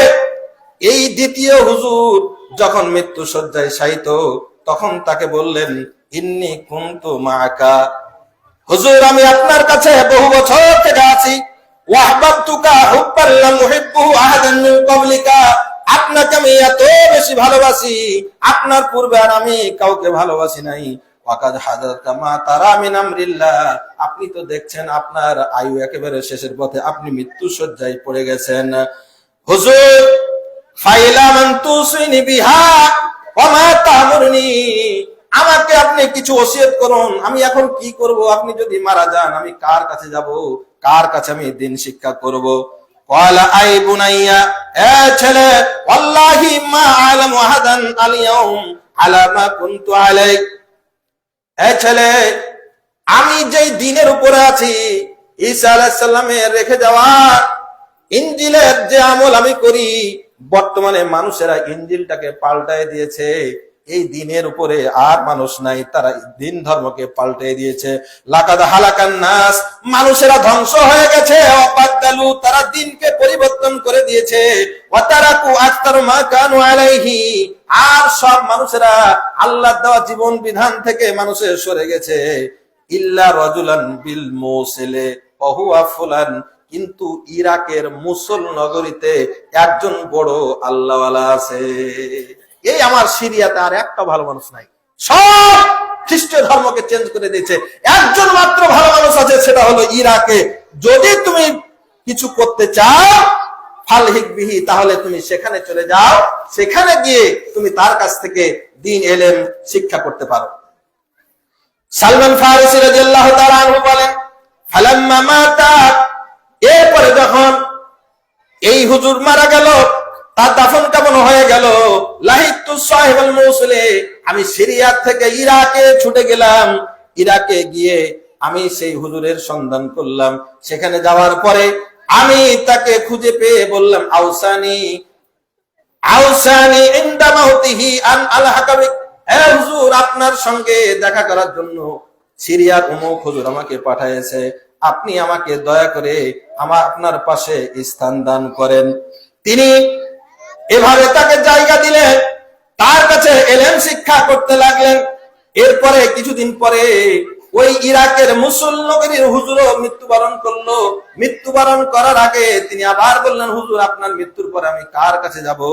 তিনি বললেন, শোনো, এই আমার এলাকায় আর কোনো ভালো মানুষ নাই, ইল্লা বিসাহিবে নাসিবিন, নাসিবিনদের মধ্যে একজন ভালো মানুষ আছে, তোমরা সেখানে যাও। আমি সংক্ষেপে বলে শেষ করছি, নাসিবিনদের এলাকায় একজন ভালো মানুষ আছে, সেখানে যাও। আমি নাসিবিনদের কাছে চলে গেলাম, সেখানে গিয়ে এক হুজুর পেলাম, তার কাছে কিছুদিন এলেম শিক্ষা করলাম, ইবাদত বান্দেগী করলাম। এরপরে ওই নাসিবিনদের বড় হুজুরের যখন মৃত্যু আসন্ন হয়ে গেল, আমি তাকে বললাম, আউসানি ইলা ফুলান, আমি কোন ব্যক্তির কাছে আপনার পরে যাব, আপনি আমাকে সন্ধান দিন। ওই নাসিবিনের হুজুর বললেন, ওয়াল্লাহি মা না'লামু আহাদান বাকিয়া আলা আমরিনা, আমার পরে আর কেউ ভালো মানুষ নাই, একজন মানুষ আছে আমরিয়া এলাকায়। এই আমরিয়া এলাকায় একজন মানুষ আছে, যদি তুমি পারো সেই এলাকায় চলে যাও। সালমান ফারসি বলেন, আমি ইরাকের আমরিয়া এলাকায় চলে গেলাম। সেখানে গিয়ে যেই খ্রিস্টানদের ধর্মযাজককে পেলাম, সেখানে যাওয়ার পরে আমি তার সঙ্গে এলেম শিক্ষা করতে লাগলাম, তার সঙ্গে থেকে আমি ভালো আচরণ করতে লাগলাম। ভালো আচরণ করার পরে এক পর্যায়ে যখন তারও হায়াত শেষ হওয়ার পথে, আমি তাকে বললাম, হুজুর, আপনার কাছে আমি বহুদিন থাকলাম, আপনার কাছে বহুদিন ধরে আমি ইবাদত বান্দেগী করলাম, হুজুর, আপনার মৃত্যুর পরে আমি কার কাছে যাব? তিনি বললেন, শোনো, আমার কাছে যে এলেম আছে, আমার কাছে যে জ্ঞান আছে, সারা পৃথিবীতে আর ইনজিলের প্রকৃত অনুসারী আর একজনও নাই। মানুষ সব দিন ধর্মকে পাল্টে ফেলেছে, একজন আর ভালো মানুষ নাই। সুতরাং যদি তুমি পারো, আমি তোমাকে ওসিয়ত করছি, আমি তোমাকে নির্দেশ দিচ্ছি, আরব এলাকায় পরবর্তী নবী অল্প দিনের মধ্যেই আবির্ভাব ঘটবে, তার না হয়ে মুহাম্মাদুর রাসূলুল্লাহ সাল্লাল্লাহু আলাইহি ওয়াসাল্লাম। যদি তুমি পারো, তুমি আরবে চলে যাও, ওখানকার মহামানব যিনি আসবেন, নবী আসবেন, তার সঙ্গে তুমি মিলিত হয়ে যাও। তিনি ছাড়া আর পৃথিবীতে একজন মানুষও নাই। জোরে বলুন সুবহানাল্লাহ। হযরত সালমান ফারসি রাদিয়াল্লাহু বলেন, আমি এই আমরিয়া হুজুরের দরবারে থাকাকালীন পরিশ্রম করে কিছু গরু ছাগল সংগ্রহ করলাম, আমি সম্পদ কিছু এগুলো বাড়ালাম। আরব কিভাবে যাব খোঁজ নিলাম, আরবের কোন বাণিজ্যিক কাফেলা এখানে আছে নাকি। আরবের কিছু বাণিজ্যিক কাফেলা খোঁজ নিয়ে জানলাম, সেখানে কিছু বাণিজ্যিক কাফেলা এসেছে। আমি তাদের কাছে বললাম, ভাই, আপনাদের সঙ্গে আমি আরব যেতে চাই। তারা শর্ত দিল, তোমাকে আরব নিয়ে গিয়ে আমাদের লাভ কি? সালমান ফারসি বলেন, আমার যতগুলো গরু ছাগল ছিল আমি তোমাদের সবগুলো দিয়ে দিব, কিন্তু আমাকে মহামানবের কাছে নিয়ে যাও। ইসলামের জন্য, সত্য সংগ্রহের জন্য কি ব্যস্ত। তার যা সম্পদ ছিল বণিক কাফেলাকে বলল, তোমরা নাও আমার কাছে সব সম্পদ, আমি আমার সম্পদ দিয়ে দেবো, কিন্তু শুধু আমার কাছে নিয়ে চলো। সম্মানিত উপস্থিতি, বণিক কাফেলার সঙ্গে হযরত সালমান ফারসি রাদিয়াল্লাহু তাআলা আনহু রওনা দিলেন। রওনা দেওয়ার পরে যখন তাদের এলাকায় পৌঁছে গেল, এই আরব বণিকেরা সালমান ফারসি রাদিয়াল্লাহু তাআলা আনহুর সঙ্গে চরম বিশ্বাসঘাতকতা করলো। তারা প্রতিমধ্যে যাওয়ার পরে যাওয়ার সময় তাদের কুট চালু হয়ে গেল, এ তো বিদেশি মানুষ, আমরা একে বহুত মূল্যে আমরা তাকে বিক্রি করে দেব। তারা আরবে নিয়ে গিয়ে হযরত সালমান ফারসি রাদিয়াল্লাহু তাআলা আনহুকে গোপনে বাজারে গিয়া বহু মূল্যের বিনিময়ে বিক্রি করে দিল। সালমান ফারসি ইরানের একজন সর্দারের ছেলে, নেতার ছেলে, বহুত সম্পদের মালিক ছিল, কিন্তু ভাগ্যক্রমে দিন শিখতে গিয়া, দিনকে তলাশ করতে গিয়া এখন একেবারে মানুষ বিক্রি হয়ে একেবারে দাসে পরিণত হয়ে গেলেন। জোরে জোরে বলুন না নাউজুবিল্লাহ। ও যুবকরা, মন দিয়ে শোনো, যারা তোমরা এখনো পাশে মসজিদ থাকার পরও নামাজে যাওয়া তোমাদের খেয়াল জাগে না, দেখো ইসলামকে তারা কিভাবে, সাহাবায়ে কেরামগণ কিভাবে তালাশ করে করে কিভাবে ইসলাম গ্রহণ করে তারা এভাবে মর্যাদাবান হয়েছে। হযরত সালমান ফারসি বলেন, আমি ওই মালিকের অধীনে দাস হয়ে জীবন যাপন করতে শুরু করলাম।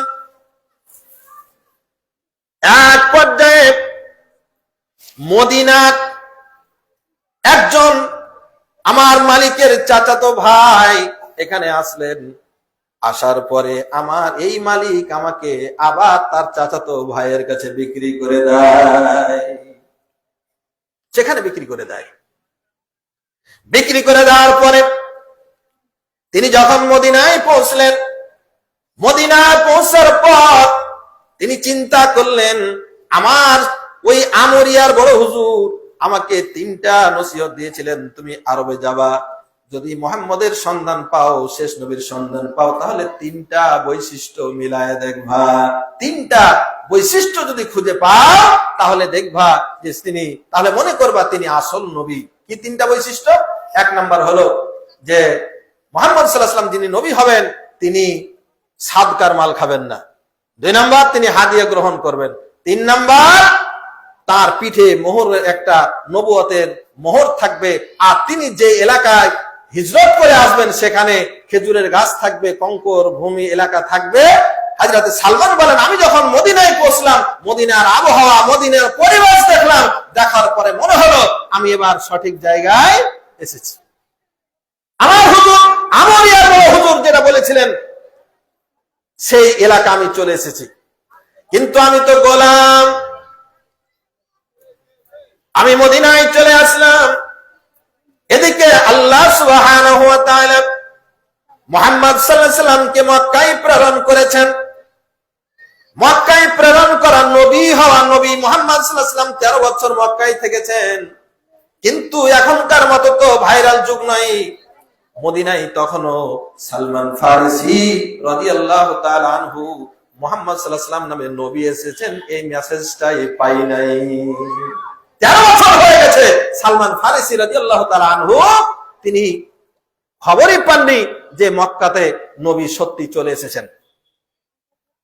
আল্লাহর নবী মুহাম্মদ সাল্লাল্লাহু আলাইহি ওয়াসাল্লাম যখন মক্কা থেকে মদিনায় হিজরত করেন, হিজরতের প্রাক্কালে মদিনা থেকে কিছু দূরে কুবা নামক প্রান্তরে যখন বিশ্রাম নিচ্ছিলেন, কুবা নামক প্রান্তরে যখন তিনি আশ্রয় নিলেন, সেখানে একটা মসজিদ বানালেন। এই খবর তখন মদিনার মানুষদের কাছে ছড়িয়ে গেল, আমি মদিনার যে ইহুদির বাড়িতে গোলাম হিসেবে আছি, আমি মাঠে খেজুর গাছের জন্য একটা ফল কাটার জন্য খেজুরের গাছের মাথার উপরে ছিলাম, আর আমার গাছের নিচে আমার মালিক বসেছিল। আমার মালিকের চাচাতো ভাই এসে খবর দিচ্ছে তাকে, ভাই জানো মক্কা থেকে মুহাম্মদ রাসূলুল্লাহ নামে একজন নবী মদিনায় এসেছে, কুবাই নামক স্থানে ইসলাম করেছে, এদেরকে ধ্বংস করা দরকার। ও তো ইহুদি, একজন নবী নামে দাবিদার এসেছে, ও ভাই বলো কি, চলো যাই, আমরা এই নবীকে আমরা মদিনায় ঢুকতে দেব না, আমরা একে তাড়িয়ে দেওয়ার ব্যবস্থা করি। এইভাবে এই কথাগুলো বলছে। আর সালমান ফারসি তখন খেজুরের গাছের মাথার উপরে গাছ পরিষ্কার করছে, ফল কাটবে। যখন তিনি শুনতে পেলেন মুহাম্মদ নামে একজন নবী কুবাতে এসেছেন, মদিনায় ঢুকছেন, সালমান ফারসি রাদিয়াল্লাহু তাআলা আনহু বলে, আমার শরীর তখন থরথর করে কাঁপতে লেগেছে, আমার মনে হচ্ছে আমি গাছের উপর থেকে এখন আমার মালিকের উপর হয়তো পড়ে যাব।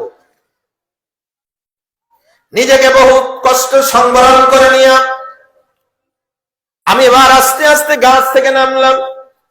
নামার পরে মালিকের চাচাতো ভাইকে জিজ্ঞেস করলাম, ভাই তোমার চাচাতো ভাইকে আমাদের মালিককে আপনি কি বলছিলেন, কথাটা আর একবার বলুন।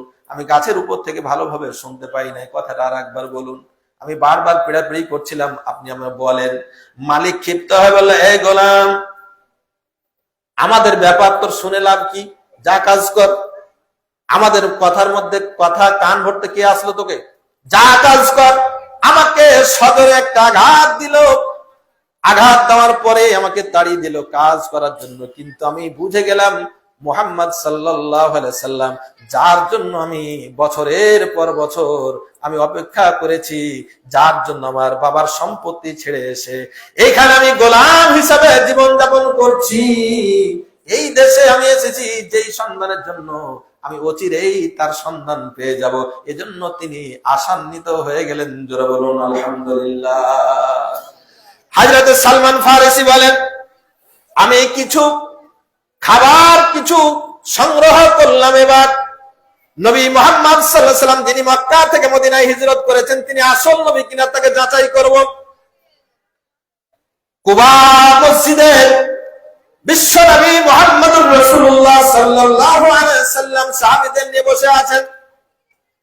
হযরত সালমান ফারসি কিছু খাবার নিয়ে গিয়া বিশ্ব নবী মুহাম্মদ সাল্লাল্লাহু আলাইহি সাল্লামকে বললেন, ইয়া রাসূলুল্লাহ, আপনি তো মুসাফির, মক্কা থেকে হিজরত করে এসেছেন, আপনি ক্ষুধার্ত, আপনার সঙ্গীরা ক্ষুধার্ত, আপনার জন্য কিছু সাদাকা নিয়ে এসেছি, আপনি প্লিজ গ্রহণ করুন।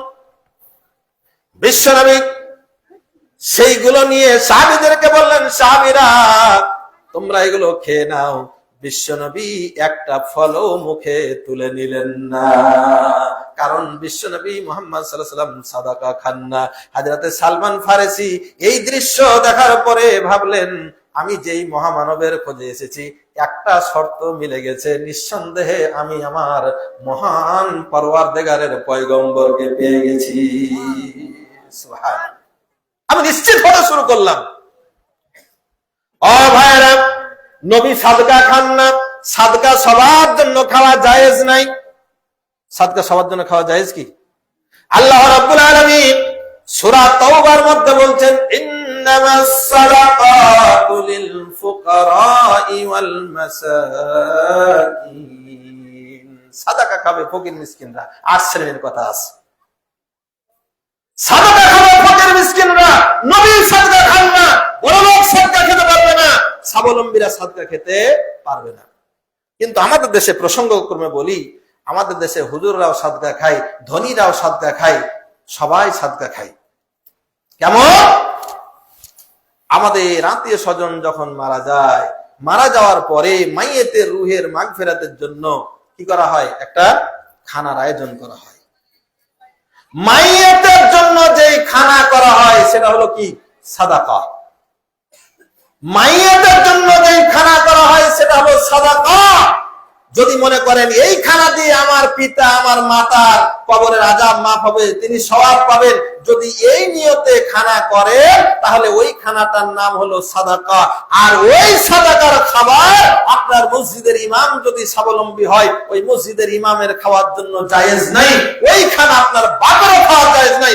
ওই খানা আপনি নিজেও খেতে পারেন। তাহলে এই সাদাকার খানা সবাইকে খেতে পারবে না। এই সাদকা কি সবাই খেতে পারে না। সাদকা খাবে আপনার মাইয়েতের জন্য, আপনার পিতার জন্য, আপনার মাতার জন্য যদি কিছু খানা করে, তাহলে ফকির মিসকিন যারা অভাবী আছে তাদেরকে ডেকে খাওয়াবেন। হুজুরকে ডাকবেন না, মরলকে ডাকবেন না, বিহাইকে ডাকবেন না, বিহানকে ডাকবেন না, কারণ এটা তাদের জন্য খাওয়ানো তাদেরকে জায়েজ নাই, আর তাদের খাওয়াও জায়েজ নাই। হ্যাঁ, আপনি এমনি ডেকে খাওয়ানোর সওয়াব পাবেন, কিন্তু মাইয়াতের রুহের মাগফিরাতের জন্য যখন করবেন তখন আর এটা সাধারণ খাবার থাকে না, তখন এটা সাদাকা হয়ে যায়। আর সাদাকা ধনীদের জন্য খাওয়া জায়েজ নাই। সম্মানিত উপস্থিতি, বলছিলাম বিশ্বনবী সাদাকা খেলেন না, সাহাবীদেরকে দিয়ে দিলেন, গরীব সাহাবীদেরকে। এরপরে হযরত সালমান ফারসি রাদিয়াল্লাহু তাআলা আনহু বলেন, আমি আবার কিছু খাবার জোগাড় করলাম। কয়েকদিন পর রাসূল মুহাম্মদ সাল্লাল্লাহু আলাইহি ওয়াসাল্লাম যখন মদিনায় অবস্থান করছেন, আমি কিছু খাবার নিয়ে রাসূল সাল্লাল্লাহু আলাইহি ওয়াসাল্লামের দরবারে গেলাম। রাসূলকে ডাকতে বলেন, ইয়া রাসূলুল্লাহ, ইয়া হাবিবাল্লাহ, আমি আপনার কাছে উবাই খাবার নিয়ে গেছিলাম, সাদাকার খাবার, আপনি খান নাই। ইয়া রাসূলুল্লাহ, আমি আজকে আপনার জন্য কিছু হাদিয়া নিয়ে এসেছি, আপনি দয়া করে খান, আপনার জন্য উপহার এনেছি।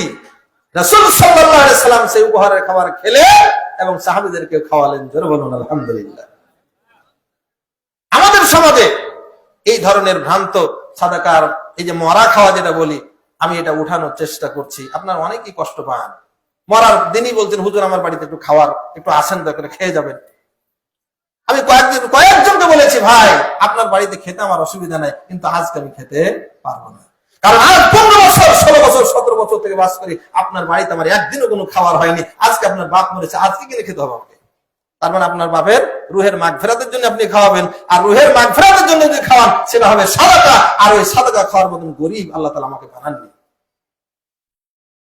তাহলে হাদিয়া সবার জন্য জায়েজ, বড় লোকের জন্য জায়েজ, ধনীর জন্য জায়েজ, হুজুরের জন্য, সবার জন্য জায়েজ, কিন্তু সাদাকা সবার জন্য জায়েজ নয়। বিশ্বনবী মুহাম্মদ সাল্লাল্লাহু আলাইহি ওয়াসাল্লাম দ্বিতীয় দিন সালমান ফারিসি রাদিয়াল্লাহু তাআলা আনহুর কাছে যখন হাদিয়া নিলেন, তখন তিনি বললেন আলহামদুলিল্লাহ, 2টা শর্ত পেয়ে গেলাম। এবার তৃতীয় শর্ত, নবী যদি হন তার পিঠে এই ঘাড়ে খতমে নবুয়তের একটা সিলমোহর আল্লাহ কর্তৃক তার শরীরে দিয়েছেন, এই মোহর থাকবে। আমি রাসূল মুহাম্মদ সাল্লাল্লাহু আলাইহি ওয়াসাল্লামের আশেপাশে ঘুরঘুর করতে লাগলাম। একদিন দেখলাম মদিনার একজন সাহাবী মারা গেছেন, তাকে দাফন করার জন্য বাকিউল গারকাদে রাসূল সাল্লাল্লাহু আলাইহি ওয়াসাল্লাম নিয়ে যাচ্ছেন। লাশ যাচ্ছে আগে আগে, সাহাবায়ে কিরামদের সাথে সাথে রাসূল মুহাম্মদ সাল্লাল্লাহু আলাইহি ওয়াসাল্লাম পিছনে যাচ্ছেন। কোথায়? বাকিউল গারকাদ। এখানে একটু কথা, আমাদের দেশে ইসলাম কতটা বিকৃত হয়। হাদিসে আছে গোরস্থানটার নাম বাকিউল গারকাদ। রাসূল সাল্লাল্লাহু আলাইহি ওয়াসাল্লাম বলছেন বাকিউল গারকাদ। আরবের মানুষেরা সবাই জানে এটা বাকিউল গারকাদ, আর বাংলাদেশে এসে হয়ে গেছে ওই গোরস্থানের নাম জান্নাতুল বাকি। গোরস্থানটার নাম বাকিউল গারকাদ, আর বাংলাদেশে এসে হয়ে গেছে কি জান্নাতুল বাকি। আমরা গোরস্থানকে জান্নাতুল বাকি বলি। এ পাওয়ার, এই নামকরণ করার এখতিয়ার কে দিয়েছে হুজুরদেরকে, বাংলাদেশীদেরকে? সম্মানিত উপস্থিতি, আল্লাহ নবী মুহাম্মদ সাল্লাল্লাহু আলাইহি ওয়াসাল্লাম বাকিউল গারকাদে যাচ্ছেন লাশ দাফন করতে। সাহাবী সালমান ফারিসি তিনি নবীর পিছনে ঘুরঘুর করছেন। যদি নবীর ঘাড়ের চাদরটা কোনোভাবে একটু পড়ে যায় আর তার মোহরের চিহ্নটা, নবুয়তের মোহরের চিহ্নটা যদি আমি দেখতে পেতাম, এই আশায় ঘুরঘুর করছেন। বিশ্বনবী মুহাম্মদ সাল্লাল্লাহু আলাইহি ওয়াসাল্লাম বুঝতে পারলেন যে এই আগন্তুক, এই যুবকটা, এই লোকটা কিছু একটা দেখতে যাচ্ছে। বিশ্বনবী মুহাম্মদ সাল্লাল্লাহু আলাইহি ওয়াসাল্লাম বুঝতে পেরেছেন, যার কারণে নিজের চাদরটা একটু সরায় দিয়েছেন। চাদরটা সরার সাথে সাথে হযরতে সালমান ফারিসি বলেন, আমার সামনে ভেসে গেল, দেখতে পেলাম সুন্দরভাবে আমার বড় হুজুর, ওই আমরা কি আর যে হুজুরটা বলেছিলেন যে মোহরের চিহ্ন থাকবে, হুবহু দেখতে পেলাম। জোরে বলুন সুবহানাল্লাহ।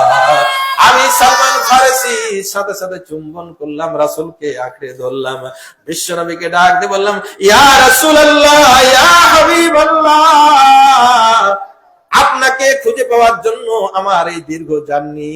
আমি ইরান থেকে, ইরানের সর্দারের নেতা ছিলাম, আমার পৈতৃক অনেক সম্পত্তি ছিল। ইসলামকে খুঁজে পাওয়ার জন্য এইভাবে খুঁজতে খুঁজতে বছরের পর বছর এইভাবে আমার জীবন চলে যাচ্ছে। এইভাবে আমি এই মক্কার বুকে, এই জমিনে, আরবের বুকে আমি 15 বছর যাবৎ প্রায় মানুষের দাস হয়ে বসবাস করতে আছি। আল্লাহ নবী মুহাম্মদ সাল্লাল্লাহু আলাইহি সাল্লাম পুরো ঘটনা শুনে একেবারে আশ্চর্য হয়ে গেলেন। হযরতে সালমান ফারিসি রাদিয়াল্লাহু তাআলা আনহুকে তিনি মুসলমান বানাই দিলেন। জোরে বলুন সুবহানাল্লাহ, আর জোরে বলুন সুবহানাল্লাহ। সালমান ফারিসি মুসলমান হয়ে গেলেন, কিন্তু তখনও তিনি দাস। বিশ্বনবী ডাকতে বললেন, সালমান,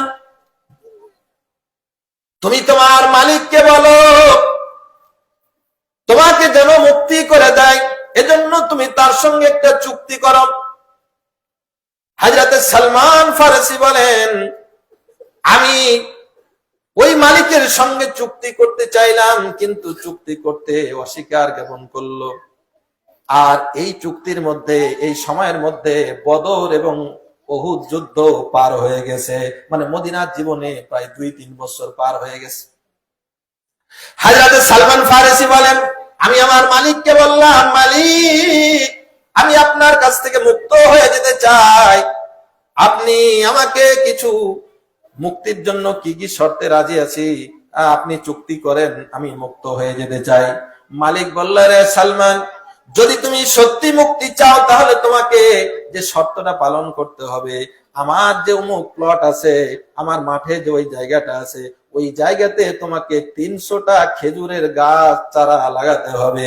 আর এই 300টা চারা গাছে তোমাকে প্রত্যেকদিন পরিচর্যা করা লাগবে। গাছটা যখন বড় হবে আর এই গাছে যেদিন ফল ধরবে, এই ফল ধরার দিন তুমি মুক্তি পাবে।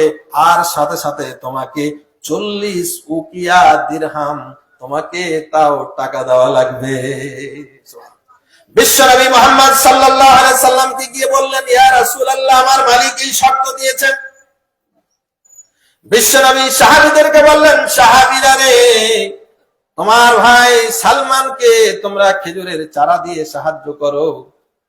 সাহাবেরা কেউ 10টা, কেউ 20টা, কেউ 30টা, যার যা পারে এইভাবে খেজুরের চারা তাকে সংগ্রহ করে দান করলো। বিশ্বনবী বললেন, সালমান 300টি গর্ত খুঁড়বে খেজুরের চারা লাগানোর জন্য। গর্ত খোঁড়া হলে তুমি লাগাবে না, আমাকে খবর দেবে।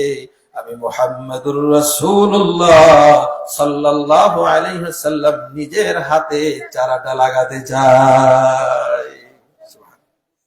গর্ত খনন হয়ে গেল। বিশ্বনবী মুহাম্মদ সাল্লাল্লাহু আলাইহি ওয়াসাল্লামকে খবর দিয়ে দেওয়া হলো। বিশ্বনবী সেখানে গেলেন, নিজের হাতে 300টি খেজুরের চারা বপন করলেন। আল্লাহর কসম, একটি চারা গাছও মরে নাই। আর রাসূল মুহাম্মদ সাল্লাল্লাহু আলাইহি সাল্লামের মুজিজায় ওই চারা গাছ থেকে মুহূর্তের মধ্যে, রাতের মধ্যেই ফলদায়ক হয়ে গেল। সুবহানাল্লাহ, লিল্লাহি তাকবীর।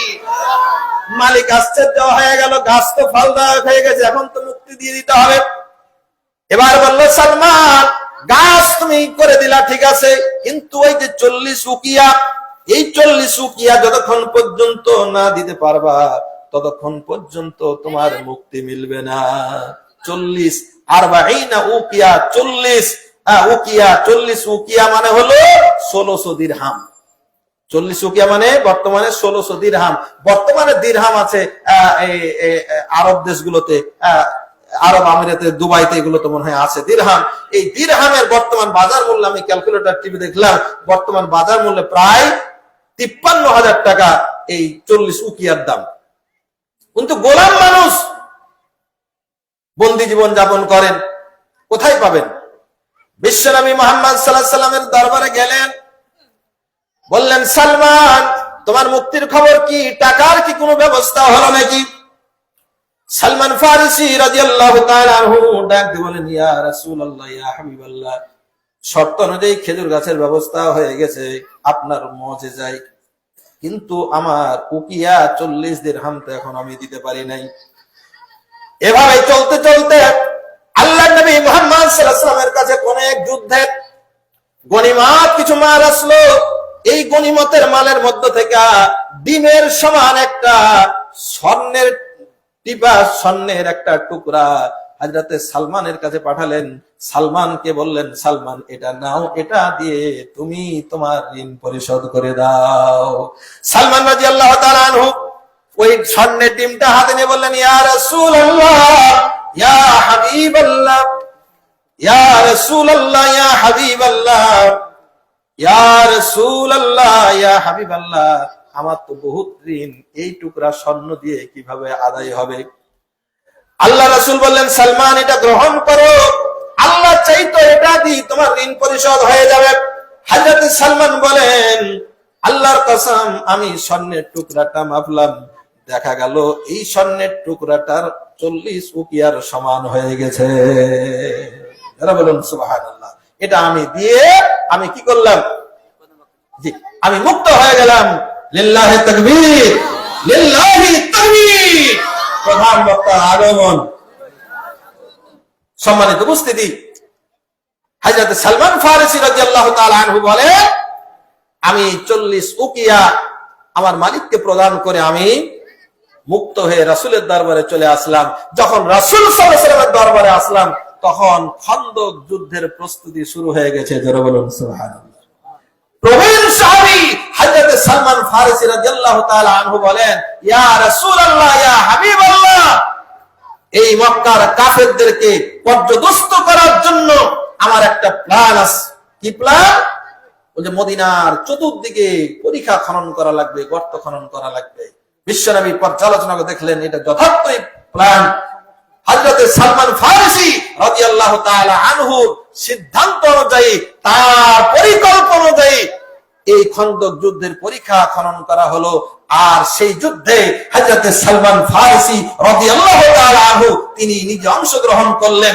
এরপরে ইসলামের জন্য যতগুলো যুদ্ধ হয়েছে, রাসূল সাল্লাল্লাহু আলাইহি ওয়াসাল্লাম তিনি 27টা যুদ্ধে অংশগ্রহণ করেছেন, আগে 2টা বাদ গেছে। 25টা যুদ্ধে রাসূল সাল্লাল্লাহু আলাইহি ওয়াসাল্লামের সঙ্গে সালমান ফারিসি অংশগ্রহণ করেছেন। হযরত আবু বকর সিদ্দিক রাদিয়াল্লাহু তাআলা আনহুর জামানায় যতগুলো ইসলামের যুদ্ধ হয়েছে সবটাই অংশগ্রহণ করেছেন। ওমর ফারুক রাদিয়াল্লাহু তাআলা আনহুর জামানায় যতগুলো যুদ্ধ হয়েছে সবটাতে অংশগ্রহণ করেছেন।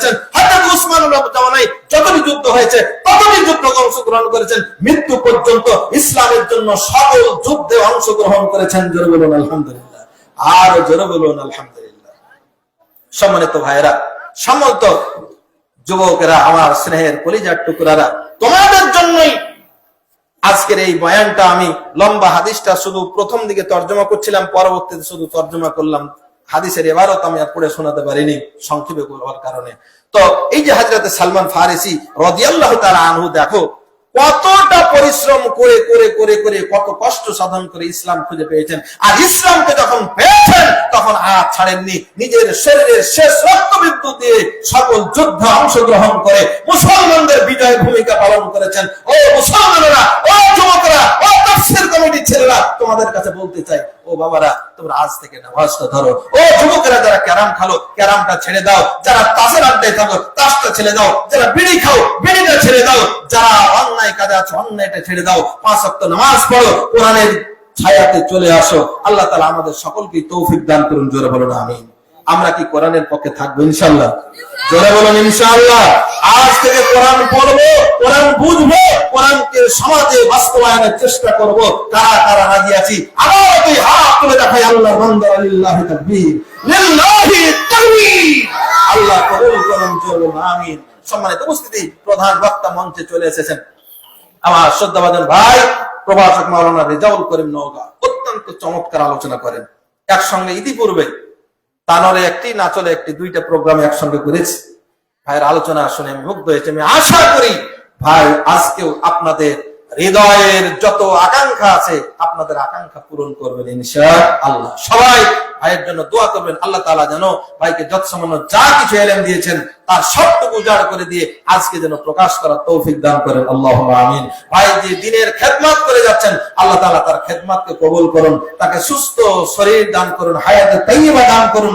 বাংলার জমিনে ইসলামকে বিজয়ী করার জন্য আমাদের সকলকে অগ্রণী ভূমিকা পালন করার তৌফিক দান করুন। আল্লাহুম্মা আমিন। পরিশেষে এই মাহফিলের জায়গা যাদের, তাদের জন্য, মাহফিল আয়োজন যারা করছেন তাদের জন্য, যারা এই মাহফিলের সাথে নানাভাবে সম্পৃক্ত, কেউ বক্তা হয়ে, কেউ কমিটি হয়ে, কেউ শ্রোতা হয়ে, কেউ লাইট দিয়ে মাইক দিয়ে, যে যেভাবে সম্পৃক্ত হয়েছে, আল্লাহ তাআলার কাছে ফরিয়াদ করি, রব্বুল আলামিন এই মাহফিলটিকে আমাদের সবার নাজাতের জরিয়া বানিয়ে দাও। আল্লাহুম্মা আমিন। সবার জন্য মঙ্গল কামনা করে আমি আমার কথা এখানে শেষ করছি। ওয়া আখিরু দাওয়ানা আলহামদুলিল্লাহি রাব্বিল আলামিন। আসসালামু আলাইকুম ওয়া রাহমাতুল্লাহি তাআলা ওয়া বারাকাতুহু।